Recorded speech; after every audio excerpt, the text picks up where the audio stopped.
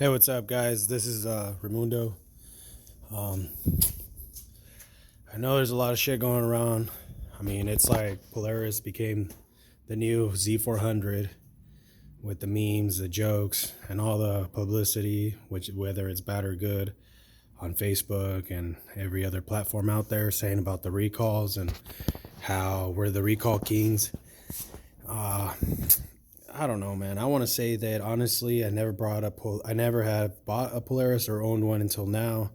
Um, my experience from buying the four-seater middle, which would be the premium, not the fucking Dynamics, not the basic, not the Walker Evans 21 model. This is a 2020. So far on recalls, I mean, I know we had the harness inspection. I know we had, at least for the two-seaters, I know they had the recall on some suspension issues with sagging. I know all these people have been saying that they've been having issues with their clutches blowing up, and a lot of people are saying this. Polaris is agreeing with them, I guess. I mean, I haven't had any issues with my clutch. Granted, I'm a paranoid freak, I guess, or whatever. I have bought two belts already, one being the OEM Polaris one. I bought it again, and now I bought a different belt, which is not the badass belt, but it's kind of like something from the same brand or whatever, G-Boost or whatever. Yeah, I mean, the issues I'm having with mine is I have had it in the shop for a while recently, and that's because they replaced both hub bearing assemblies. Basically, everything front end got replaced because it was making a noise. Other than that, I mean, I never had any other issues with it. I mean, the harnesses are nice. Everything else works perfectly fine. I mean, yeah, we all complain about the door thing.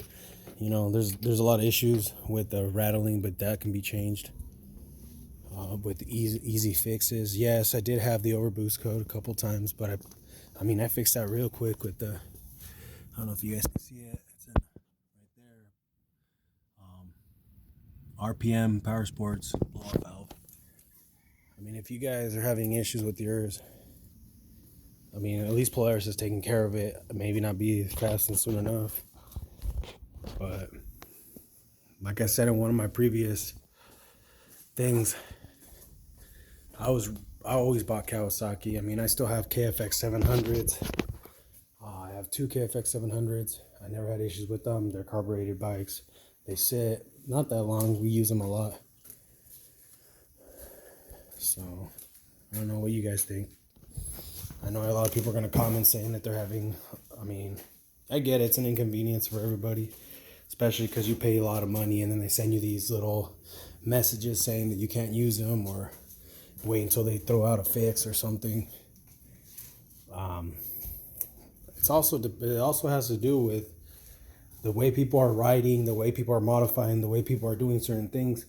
And yeah, maybe the quality control needs to be better. I'm not disputing the fact that Polaris is at fault. We also got to remember, first gens always got to have issues. They're always going to not be 100%. Why? Because they're rushing. They're trying to beat competition, you know. And yeah, it sucks that we pay this money and we're the guinea pigs. But at the same time, this thing's a beast. It's a monster. The power's there when you need it. Maybe we can switch technology-wise. Maybe we should put... Shit, why don't we put more power in this and let's throw chains on, let's throw belts, and to take away the belts, throw them away and put chains on them like sport bikes. I rode sport bikes all my life and I never had one issue with my chain. Yeah, it's a lot more maintenance wise, always cleaning them, and yes, sand and chain doesn't mix, you know, all that stuff. I mean, maybe it's gonna get better out there for us. I'm not complaining. I'm very proud of my purchase. I'm happy with what I got. And I haven't had any issues, like, to the point where, yeah, it's an inconvenience that I don't get to use it. But shit, where I live, it's fucking hot during the summer. It's way too hot to be out there. And the only time you're out there during the summer, out here in Arizona, is at night. During the winter, yeah, you're out all the time whenever you want. I mean, it is what it is. And yeah, it's a big inconvenience, but at least they're not burning up and blowing up on fire like the other razors were doing. It's gonna be tweaking here and there. First gens are always gonna have issues, you know, just like every other thing out there. And I'm not sponsored by Polaris. I don't rep Polaris like hardcore. I was a Cowie kid all my life. I rode sport bikes for them. I rode quads for them. But at the end of the day, I bought the Polaris. One, Can-Ams are fucking, too many goddamn Mexicans have them, which I'm not talking shit. I'm a Mexican myself, as you can see because of my flag. But I wanted something that was new, that nobody else had. And that's what caught my eye. There was a 4-seater and it had a turbo. And Kawasaki for me has let me down over and over and over again. When it comes to sport bikes, they're the best. When it comes to off-road vehicles, they used to be very good at it. Their dirt bikes are amazing. But for bigger people like me and, you know, a heavier set, we want those big fucking bulky quads. We want those fast adrenaline, you know, this thing's going to kill me kind of dirt things. And I felt like on their side-by-side that came out this year, the KRX 1000, first of all, it's underpowered. It doesn't have a turbo. It only comes in a 2-seater, and it's way overpriced on everything. I'm talking about you get that 2-seater, you start modifying and putting stuff into it, you're above the price of these 4-seaters and above what you're getting. And yes, they have different technology, different stuff. And I'm not ripping on them. I'm glad that they actually, you know, came into the game late as fuck, but they actually made an effort. And yeah, I'm disappointed that they got rid of the 450R. The 450R was one of the best quads for sport / racing. I love that first aluminum chassis. A lot of good things came out with that bike. Granted, it was only from 08 to 2014.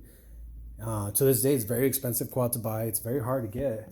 And then we have the KFX 700s that for their time were amazing, but kind of felt back because of the limitations of research and development and giving up on them. You know, we're talking about a carbureted bike has a lot of power. They're always in the right gear because of the automatic CVT transmission that's in there, just like these side-by-sides.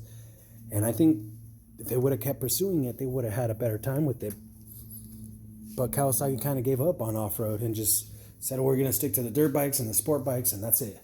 So as a person like me that's been devoted all my life to Kawasaki, they kind of failed.